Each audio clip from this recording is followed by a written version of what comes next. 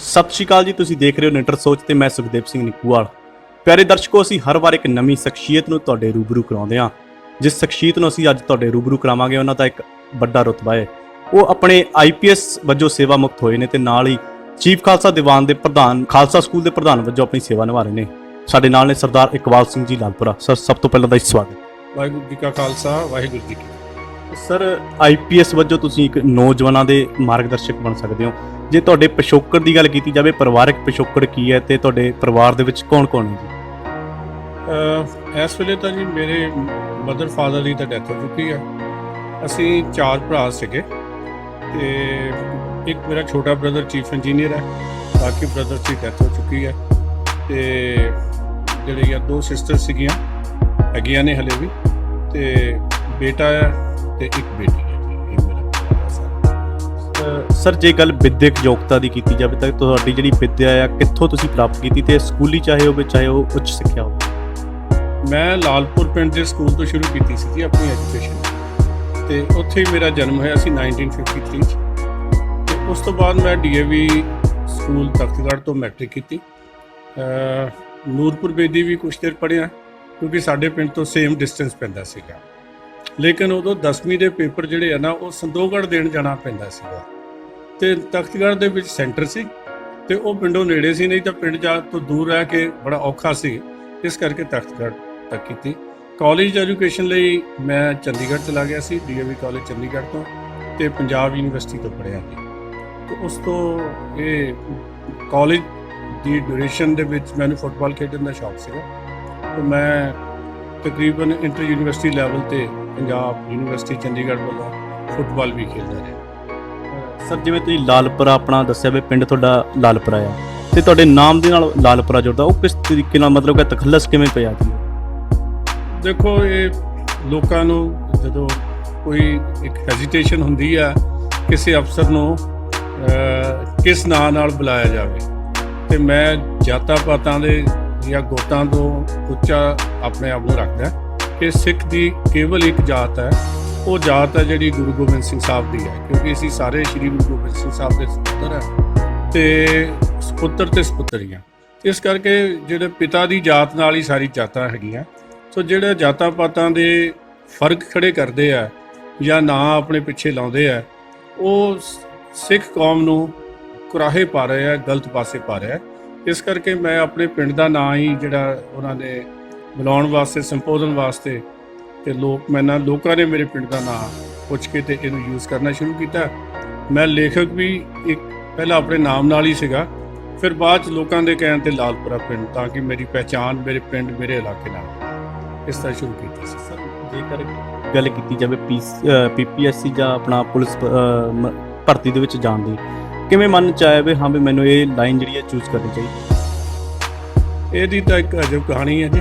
ਮੈਂ actually education line 'ਚ ਜਾਣਾ ਚਾਹੁੰਦਾ ਸੀਗਾ, ਲੇਕਿਨ ਜਦੋਂ ਵੀ ਕਾਲਜ ਪੜ੍ਹਦੇ ਸੀ ਸਾਰੀ ਜਗ੍ਹਾ ਅਪਲਾਈ ਕੀਤਾ ਸੀਗਾ, ਟੈਸਟ ਵੀ ਪਾਸ ਕੀਤੇ ਤੇ 3-4 ਜਗ੍ਹਾ ਸਿਲੈਕਟ ਵੀ ਹੋ ਗਿਆ। ਮੈਂ ਨਾਇਬ ਤਹਿਸੀਲਦਾਰ ਵੀ ਆਰਮੀ ਸਿਲੈਕਟ ਹੋ ਗਿਆ ਸੀਗਾ, ਆਰਮੀ ਦੇ ਵਿੱਚ ਕਮਿਸ਼ਨ ਵੀ ਮਿਲ ਗਿਆ। ਪਰ ਉਦੋਂ ਲੋਕਾਂ ਦਾ, ਘਰਦਿਆਂ ਦੇ ਪਰਿਵਾਰ ਜਿਹੜੇ ਫੈਸਲਾ ਲੈਣ ਵਾਲੇ ਸੀ, ਉਹਨਾਂ ਦਾ ਇਹ ਮਨ ਸੀ ਕਿ ਤੁਸੀਂ ਪੁਲਿਸ ਦੀ ਨੌਕਰੀ ਦੇ ਵਿੱਚ ਜਾ ਕੇ ਜ਼ਿਆਦਾ ਚੰਗੇ ਢੰਗ ਨਾਲ ਪੰਜਾਬ ਦੇ ਲੋਕਾਂ ਦੀ ਸੇਵਾ ਕਰ ਸਕੋਗੇ। ਇਸ ਕਰਕੇ ਪੁਲਿਸ ਸਰਵਿਸ ਜੁਆਇਨ। ਪੁਲਿਸ ਦੀ ਜਿਹੜੀ ਸਰਵਿਸ ਤੁਸੀਂ ਜੁਆਇਨ ਕੀਤੀ ਹੈ, ਕਦੋਂ, ਕਿਹੜੇ ਸਾਲ 'ਚ ਕੀਤੀ ਸੀ ਤੇ ਕਿੱਥੇ ਆਪਣੀ ਜਿਹੜੀ ਸੇਵਾ ਨਿਭਾਈ ਹੈ ਜੀ? ਮੈਂ 1972 'ਚ ਪੁਲਿਸ ਸਰਵਿਸ ਜੁਆਇਨ ਕੀਤੀ ਸੀਗੀ ਤੇ ਆਪਣੀ ਇਨੀਸ਼ੀਅਲ ਟ੍ਰੇਨਿੰਗ ਤਾਂ ਮੇਰੀ ਅਕੈਡਮੀ 'ਚ ਫਲੋਰ ਹੋਈ ਹੈ, ਔਰ ਮੈਂ ਆਪਣੇ ਬੈਚ ਦਾ ਆਲ ਰਾਊਂਡ ਬੈਸਟ ਪ੍ਰੋਬੇਸ਼ਨਰ ਸੀਗਾ। ਤੇ ਉਸ ਤੋਂ ਬਾਅਦ ਮੇਰੀ ਪੋਸਟਿੰਗ ਹੁਸ਼ਿਆਰਪੁਰ ਰਹੀ ਤੇ 77 ਤੋਂ ਬਾਅਦ ਮੇਰੀ ਪੋਸਟਿੰਗ ਅੰਮ੍ਰਿਤਸਰ ਹੋ ਗਈ, ਜਦੋਂ ਨਿਰੰਕਾਰੀ ਕੇਸ ਸੀ ਤੇ ਉਹ ਸਾਰੀ ਇਨਵੈਸਟੀਗੇਸ਼ਨ। ਫਿਰ ਤਕਰੀਬਨ 77 ਤੋਂ 97 ਤੱਕ ਮੈਂ ਅੰਮ੍ਰਿਤਸਰ ਜ਼ਿਲ੍ਹੇ 'ਚ ਰਿਹਾ, 20 ਸਾਲ। ਤੇ ਉਸ ਤੋਂ ਬਾਅਦ ਉਹਨਾਂ ਦਿਨਾਂ 'ਚ ਮੈਂ ਲੰਬਾ ਸਮਾਂ SP CID ਅੰਮ੍ਰਿਤਸਰ ਰਿਹਾ, 87 ਤੋਂ 96 ਤੱਕ। ਫਿਰ SSP ਸਿਟੀ, SSP ਤਰਨਤਾਰਨ, ਇਹਨਾਂ ਪੋਸਟਿੰਗਾਂ 'ਤੇ ਅੰਮ੍ਰਿਤਸਰ ਜ਼ਿਲ੍ਹੇ ਦੇ ਵਿੱਚ ਰਿਹਾ। ਤੇ ਉਸ ਤੋਂ ਬਾਅਦ ਫਿਰ ਮੈਂ SSP ਕਪੂਰਥਲੇ ਲੱਗ ਗਿਆ ਸੀ 97 'ਚ, ਫਿਰ ਉੱਥੇ 2001 ਤੱਕ ਰਿਹਾ। ਫਿਰ ਇਸ ਤਰ੍ਹਾਂ ਜਲੰਧਰ ਜ਼ਿਲ੍ਹੇ 'ਚ ਰਿਹਾ, ਪੋਸਟਿੰਗ ਅਕੈਡਮੀ ਦੇ ਵਿੱਚ ਰਿਹਾ ਕੁਛ ਦੇਰ। ਫਿਰ SSP ਅੰਮ੍ਰਿਤਸਰ ਰਿਹਾ ਦੁਬਾਰਾ, ਤੇ ਉਸ ਤੋਂ ਬਾਅਦ ਮੈਂ ਜੰਮੂ ਕਸ਼ਮੀਰ ਮੇਰੀ ਪੋਸਟਿੰਗ ਹੋ ਗਈ ਸੀਗੀ। ਤੇ ਉਸ ਤੋਂ ਬਾਅਦ ਮੈਂ ਸਰਵਿਸ ਦੇ ਆਖਰੀ ਸਮੇਂ 'ਚ ਜ਼ਿਆਦਾ ਸਮਾਂ ਜੰਮੂ ਦੇ ਵਿੱਚ ਰਿਹਾ। ਸਰ ਜਿਵੇਂ ਤੁਸੀਂ ਦੱਸਿਆ ਕਿ 20 ਸਾਲ ਤੁਸੀਂ ਅੰਮ੍ਰਿਤਸਰ ਰਹੇ ਹੋ ਤੇ ਜਿਹੜਾ ਆਪਰੇਸ਼ਨ ਬਲੂ ਸਟਾਰ ਸੀ ਉਹ ਤੁਹਾਡੇ ਉਸੇ ਸਮੇਂ ਕਾਲ ਦੌਰਾਨ ਹੋਇਆ, ਕੀ ਉਹਦੇ ਬਾਰੇ ਤੁਸੀਂ ਕਹਿਣਾ ਚਾਹੋਗੇ? ਮੇਰੇ ਹੁੰਦਿਆਂ ਨਿਰੰਕਾਰੀ ਕੇਸ ਵੀ ਹੋਇਆ। ਉਸ ਕੇਸ ਦੀ 78 ਵਾਲੇ ਦੀ ਇਨਵੈਸਟੀਗੇਸ਼ਨ ਟੀਮ ਦਾ ਵੀ ਮੈਂ ਮੈਂਬਰ ਸੀਗਾ। ਸੰਤ ਜਰਨੈਲ ਸਿੰਘ ਦੀ ਗ੍ਰਿਫਤਾਰੀ ਵੀ ਮੇਰੇ ਹੱਥੋਂ ਹੋਈ ਹੈ। ਅਸੀਂ ਇਹ ਸਿੱਖ ਇਤਿਹਾਸ ਮੈਨੂੰ ਆਪਣੇ ਪਿੰਡੇ ਤੇ ਹੰਡਾਉਣ ਦਾ ਮੌਕਾ ਮਿਲਿਆ। ਜਿਹੜਾ ਬਲੂ ਸਟਾਰ ਹੈ ਉਹ ਇਸ ਤਰ੍ਹਾਂ ਨਹੀਂ ਸੀ ਹੋਣਾ ਚਾਹੀਦਾ। ਉਹਦਾ ਮੈਨੂੰ ਜੋ ਗੱਲ ਲੱਗਦੀ ਹੈ ਇੱਕ ਹੈ ਕਿ 1980 ਦੇ ਵਿੱਚ ਇਲੈਕਸ਼ਨ ਹੋਈ ਸੀ ਤੇ 1985 ਜਨਵਰੀ ਦੇ ਵਿੱਚ ਇਲੈਕਸ਼ਨ ਡਿਊ ਸੀਗੀ। ਸੋ ਇੰਦਰਾ ਗਾਂਧੀ ਜੀ ਜਿਹੜੇ ਸਾਡੇ ਦੇਸ਼ ਦੇ ਪ੍ਰਧਾਨ ਮੰਤਰੀ ਸੀ, ਉਹਨਾਂ ਨੇ 1972 ਦੀ ਜੰਗ ਜਿਹੜਾ ਇਲੈਕਸ਼ਨ ਹੈ ਉਹ 71 ਦੀ ਵਾਰ ਜਿੱਤ ਕੇ ਇੱਕ ਦੁਰਗਾ ਦਾ ਰੂਪ ਬਣ ਕੇ ਸਾਰੇ ਇੰਡੀਆ ਜਿੱਤੀ ਸੀ। 77 'ਚ ਉਹ ਹਾਰ ਗਏ ਇਹਦੀ ਜਨਤਾ ਪਾਰਟੀ ਤੋਂ।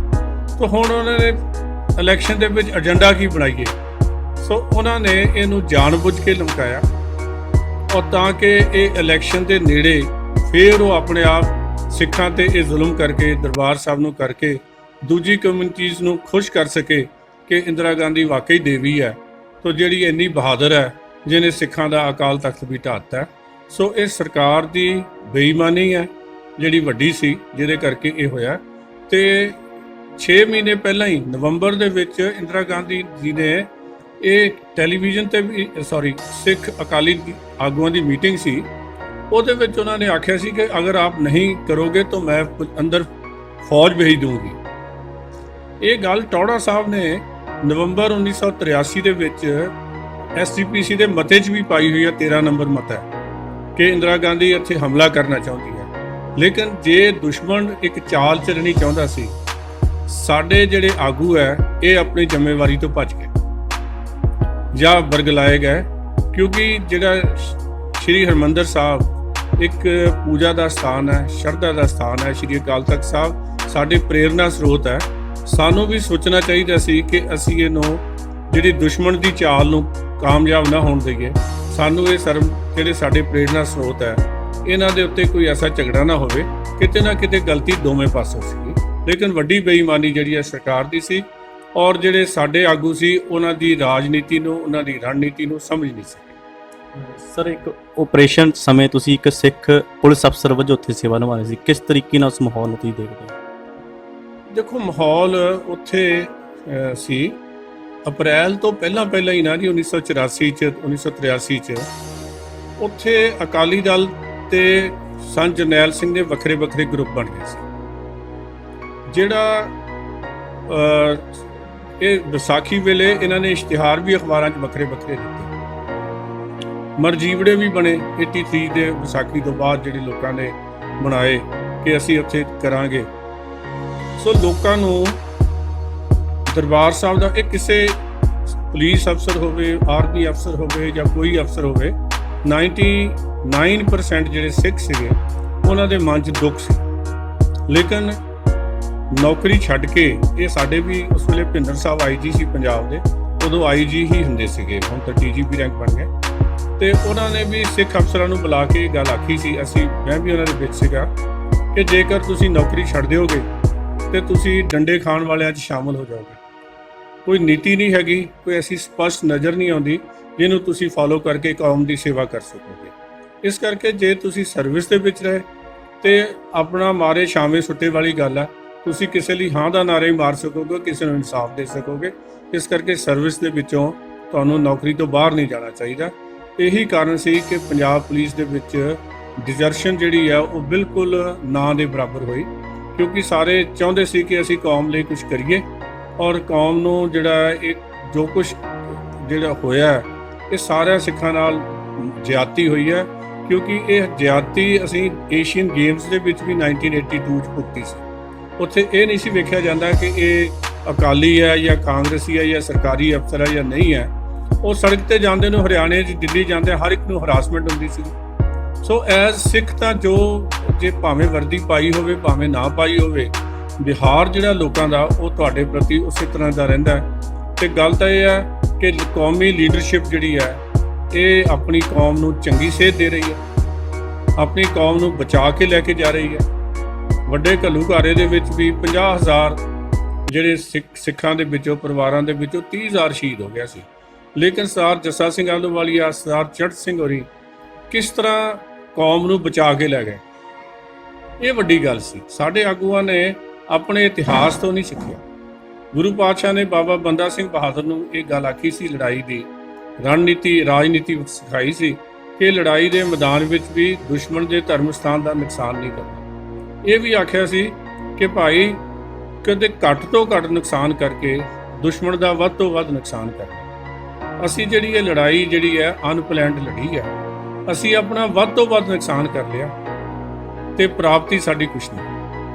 ਜੇ ਸ਼੍ਰੋਮਣੀ ਸਿੱਖ ਲੇਖਕ ਦੇ ਤੌਰ ਤੇ ਜਾਂ ਸਿੱਖ ਵਿਦਵਾਨ ਦੇ ਤੌਰ ਤੇ ਦੇਖੀਏ, ਤੁਹਾਡਾ ਕੀ ਨਜ਼ਰੀਆ ਹੈ ਜਿਹੜਾ ਬਲੂ ਸਟਾਰ ਹੋਇਆ ਸੀ? ਦੇਖੋ, ਮੰਦਭਾਗੀ ਘਟਨਾ ਹੈ। ਇੱਕ ਆਜ਼ਾਦ ਮੁਲਕ ਦੇ ਵਿੱਚ ਇੱਕ ਸਭ ਤੋਂ ਮੁਕੱਦਸ ਸਥਾਨ ਹੈ। ਇਹ ਦੋ ਸਥਾਨ ਐਸੇ ਨੇ, ਸ਼੍ਰੀ ਅਕਾਲ ਤਖਤ ਸਾਹਿਬ ਤੇ ਸ਼੍ਰੀ ਹਰਿਮੰਦਰ ਸਾਹਿਬ, ਜਿਹੜਾ ਗੁਰੂਆਂ ਨੇ ਆਪ ਇਹਨਾਂ ਦੀ ਰਚਨਾ ਕੀਤੀ ਹੈ, ਆਪ ਇੱਟਾਂ ਲਾਈਆਂ। ਅਸੀਂ ਸਾਡੇ ਲਈ ਤਾਂ ਇਹ ਜਾਨ ਤੋਂ ਪਿਆਰੇ ਹੈਗੇ। ਇਹਨਾਂ ਦੇ ਉੱਤੇ ਹਮਲਾ ਕੋਈ ਵੀ ਸਿੱਖ ਬਰਦਾਸ਼ਤ ਨਹੀਂ ਕਰ ਸਕਦਾ। ਇਹ ਗੱਲ ਜਿਹੜੀ ਹੈ, ਇਹ ਉਸ ਵੇਲੇ ਦੀ ਸਰਕਾਰ ਨੇ ਬੜੀ ਵੱਡੀ ਜ਼ਿਆਦਤੀ ਕੀਤੀ ਹੈ, ਲੇਕਿਨ ਇਹਦੀ ਅਸੀਂ ਇਸ ਤੋਂ ਸਬਕ ਲੈ ਕੇ, ਉਦੋਂ ਤਾਂ ਸਾਡੀ ਕੌਮ ਜਿਹੜੀ ਹੈ ਨਾ, ਜਦੋਂ ਇਸ ਤੋਂ ਪਹਿਲਾਂ ਅਬਦਾਲੀ ਨੇ ਵੀ ਇਹਨਾਂ ਨੂੰ ਢਾਇਆ, ਢਹਿ ਢੇਰੀ ਕੀਤਾ ਸੀ, ਤੇ ਕੌਮ ਉੱਠ ਕੇ ਇਕੱਠੀ ਹੋ ਕੇ ਦੁਬਾਰਾ ਬਣਾ ਕੇ ਵੱਡਾ ਰਾਜ ਸਥਾਪਿਤ ਕਰ ਗਈ ਸੀ। ਤੇ ਅਸੀਂ ਤਾਂ ਜਿਹੜੀ ਅੱਜ ਜਿਹੜੀ ਸਾਡੀ ਲੀਡਰਸ਼ਿਪ ਹੈ, ਸੱਚੇ ਜਾਂ ਝੂਠੇ ਰੂਪ ਦੇ ਵਿੱਚ ਉਹ ਸ੍ਰੀ ਗੁਰੂ ਗ੍ਰੰਥ ਸਾਹਿਬ ਦੀ ਬੇਅਦਬੀ ਦੇ ਮੁੱਦਿਆਂ 'ਚ ਫਸੀ ਹੋਈ ਹੈ। ਇਹ ਅਸੀਂ ਕੁਛ ਉਹਦੇ ਤੋਂ ਪ੍ਰੇਰਨਾ ਲਈ ਨਹੀਂ, ਕੁਛ ਸਿੱਖਿਆ ਨਹੀਂ ਹੈਗਾ। ਮੈਂ ਸਮਝਦਾ ਸਾਰੀ ਸਿੱਖ ਕੌਮ ਨੂੰ ਆਪਣੀ ਜਿਹੜੀ ਪੀੜ੍ਹੀ ਹੈ ਇਹਨੂੰ ਵਿੱਦਿਆ ਦੇ ਰੂਪ ਦੇ ਵਿੱਚ ਅੱਗੇ ਲਿਆਉਣਾ ਚਾਹੀਦਾ। ਜਿਹੜੇ ਬੱਚੇ ਸਾਡੇ ਹੋਰ ਸਭ ਤੋਂ ਕੁਝ ਅਸੀਂ ਇਹਨੂੰ ਡਿਵੈਲਪ ਕਰੀਏ ਆਪਣੇ ਪੰਜਾਬ ਨੂੰ।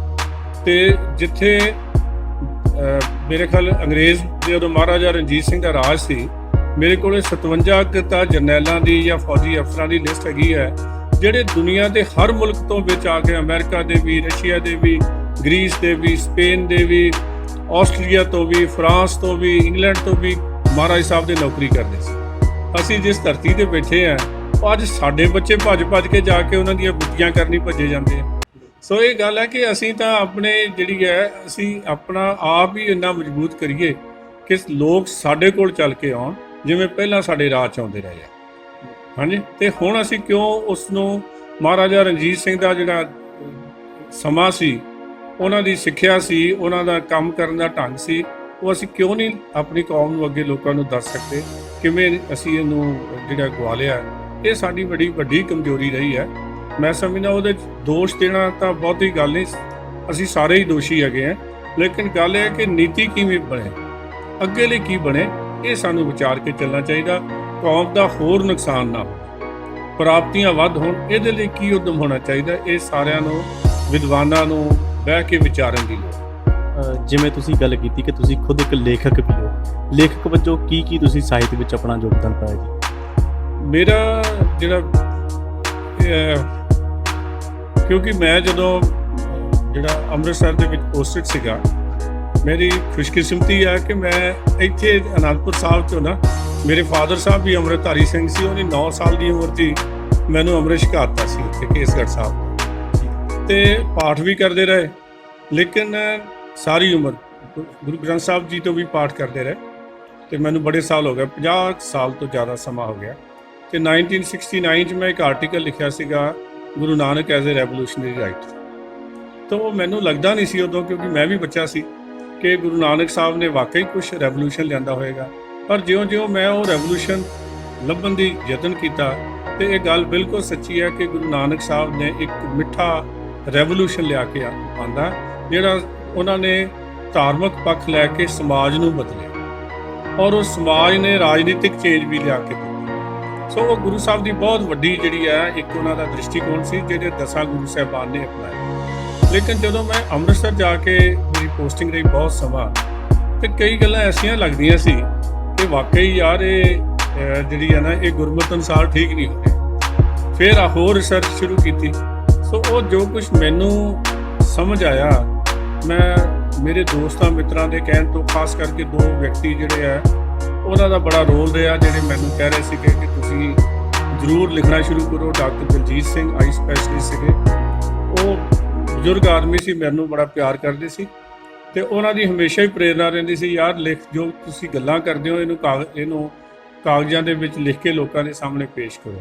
ਫਿਰ ਵੱਡੀ ਗੱਲ ਸੀ ਮਹਾਰਾਜਾ ਕਪੂਰਥਲਾ ਬ੍ਰਿਗੇਡੀਅਰ ਸੁਖਜੀਤ ਸਿੰਘ ਹੋਰਾਂ ਦਾ, ਉਹ ਕਹਿਣ ਲੱਗੇ ਭਾਈ ਜੋ ਕੁਝ ਤੁਸੀਂ ਕਰਦੇ ਹੋ ਬੋਲਦੇ ਹੋ ਇਹਨੂੰ ਲਿਖਣਾ ਚਾਹੀਦਾ। ਮੈਂ ਉਹਨਾਂ ਨੂੰ ਬੇਨਤੀ ਕੀਤੀ ਕਿ ਕਿਤਾਬਾਂ ਵਿਕਦੀਆਂ ਨਹੀਂ ਤੇ ਫਿਰ ਮੈਂ ਪੁਲਿਸ ਦੇ ਰਾਹੀਂ ਕਿਤਾਬਾਂ ਨਹੀਂ ਵੇਚਣੀ ਚਾਹੁੰਦਾ। ਫਿਰ ਮਹਾਰਾਜ ਸਾਹਿਬ ਕਹਿਣ ਲੱਗੇ ਕਿ ਤੇਰੀ ਕਿਤਾਬਾਂ ਦੀ ਫੰਡਿੰਗ ਮੈਂ ਕਰਾਂਗਾ।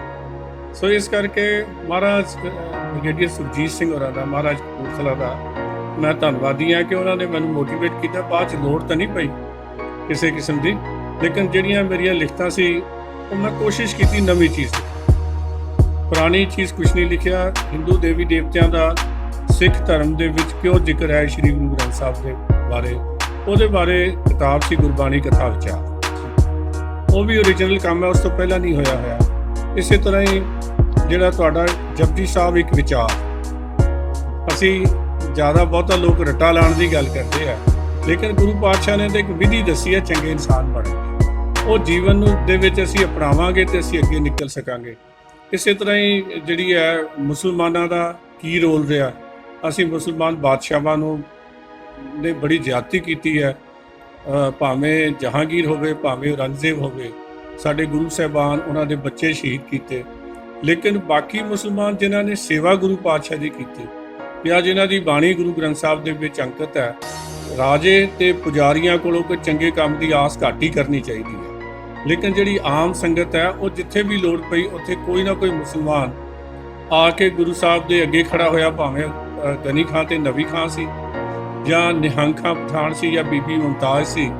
ਇਸ ਤਰ੍ਹਾਂ ਦੀਆਂ ਵੀ ਜਿਹੜੇ ਹੈ ਇਹਨਾਂ ਦੀ ਬਹੁਤ ਵੱਡੀ ਲਿਸਟ ਹੈਗੀ ਹੈ। ਮੇਰੀ ਕਿਤਾਬ ਪਾਕਿਸਤਾਨ ਦੇ ਵਿੱਚ ਕਾਫੀ ਮਕਬੂਲ ਹੈ, ਉਹਨਾਂ ਨੇ ਉਹਨੂੰ ਸ਼ਾਹਮੁਖੀ 'ਚ ਟ੍ਰਾਂਸਲੇਟ ਵੀ ਕਰਾਇਆ ਤੇ ਇਹ ਵੀ ਹੈ ਉਹਨਾਂ ਦੇ ਮੁਤਾਬਕ this is a must read book.